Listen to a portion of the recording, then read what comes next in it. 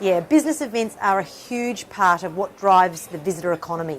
And we at Auckland Tourism Events and Economic Development have a visitor plan which talks about growing the value of the visitor economy from $3 billion to $6.6 billion over the next 10 years. And a huge part of that is the convention and business event space. We see that it already delivers huge returns in terms of new money coming into the economy. When delegates come here, they obviously spend hotels, dining, experiences, and we recognise that that's very important. Also the length of stay, so their pre and post visitation that they spend in the city. And we know that they are higher spenders generally than many other visitors that we have to the city. So it is an important sector for us, and we are very focused on growing that sector over the next 5 to 10 years.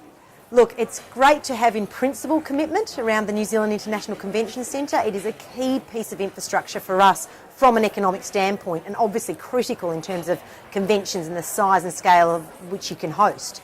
We're expecting in the coming months that we will have a confirmation, and that will really allow us to go out quite proactively to bid for and generate convention activity, and probably around the 2018-2019 years and onwards, once it's obviously developed.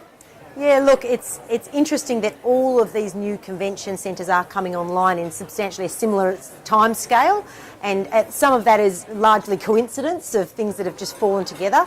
But what we are seeing is we're seeing an increased recognition of the importance of the sector. We're seeing increasing resources being put into driving the sector. A good example, the recent increase in funding to Tourism New Zealand, around about $36 million over the next 4 years, specifically to attract more business events into New Zealand. Certainly ourselves at Auckland, we have invested more into our Auckland Convention Bureau, so resourcing up. And I think there's so much opportunity and untapped potential out there at the moment, and we have more resources. We can be out there more proactively generating those leads and transacting that conference activity.